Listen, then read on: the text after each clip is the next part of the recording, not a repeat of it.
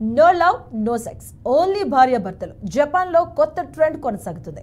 వినేందుకు వింతగా ఉండటమే కాదు, ఒక పట్టాన అర్థం కానట్లుగా ఉన్న సరికొత్త రిలేషన్ ట్రెండ్ ఇప్పుడు జపాన్లో నడుస్తుంది. ప్రస్తుతం జపాన్లో కొనసాగుతున్న ఈ సరికొత్త ట్రెండ్ గురించి ఇప్పుడు చూద్దాం.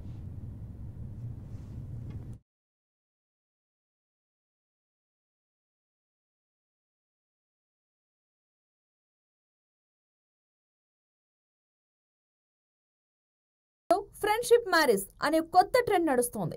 ఈ ఫ్రెండ్షిప్ మ్యారేజ్ లో పెళ్ళానికి మొగుడుంటాడు, మొగుడికి పెళ్ళాం ఉంటుంది. అంతే, అంతకు మించి ఇంకేం ఉండదు. ఎవరి గొడవ వారిది, ఎవరి ఇష్టాలు వారివి. ఎవరేం చేసినా ఎదుటోళ్లు ప్రశ్నించకుండా ఉండటం, వారి స్వేచ్ఛను గౌరవించటం ఇందులో ఉంటుంది. సింపుల్ గా చెప్పాలంటే పెళ్లి అనే ముచ్చట తీర్చుకోవడం కోసమే ఈ రిలేషన్లో ఉంటుంది.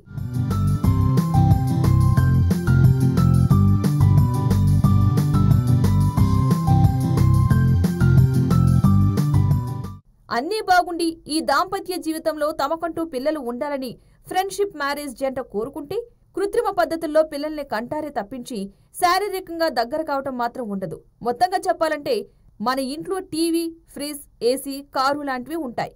వాటితో మనకు భావోద్వేగ అనుబంధం ఉంటుంది. కానీ వాటికి మన మీద ఎలాంటి బంధం ఉండదు. దాదాపుగా అలాంటిది ఈ రిలేషన్ కూడా.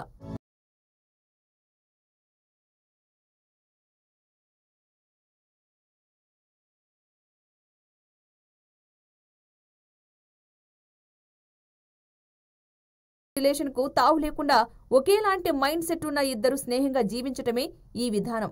చట్టపరంగా వీరిద్దరూ దంపతులే అయినప్పటికీ వ్యక్తిగతంగా వీరిద్దరూ తమ మధ్య ఉండే బంధం గురించి ఓపెన్ గా మాట్లాడుకుని పరస్పర అంగీకారంతో పెళ్లి చేసుకుంటారు. ఈ విధానంలో కొందరు కలిసి ఉంటే మరికొందరు వేరువేరుగా ఉంటారు. ఇద్దరి మధ్య టర్మ్స్ బాగా ఉన్నంత వరకు కలిసే ఉంటారు. కాస్త తేడా వస్తే మాత్రం విడాకులు తప్పవు.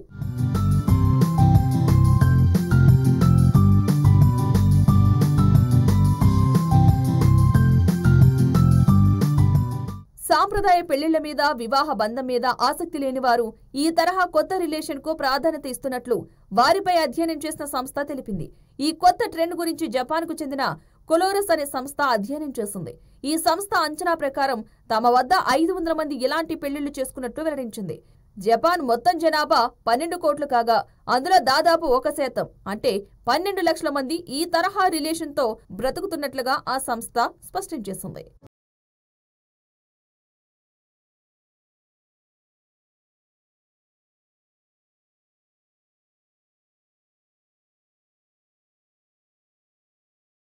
యూత్ ఫ్రెండ్షిప్ మ్యారేజ్ ట్రెండ్ వైపు అడుగులు వేస్తున్నట్లు కొలోరస్ సంస్థ ప్రతినిధులు చెబుతున్నారు. వీరు భార్యాభర్తలుగా ఉండటమే కాదు, వీరికి పిల్లలు కూడా ఉంటారు. లవ్ ఉండదు, సెక్స్ ఉండదు. ఏమిటి కన్ఫ్యూజన్? అసలే రిలేషన్ ఇది అంటూ సందేహాల మీద సందేహాలు కలగటం ఖాయం. జపాన్ వారి సంగతేమో గాని మన వరకు మనకు మాత్రం ఈ తరహా రిలేషన్ ను అర్థం చేసుకోవడం మాత్రం చాలా కష్టమని చెప్పక తప్పదు.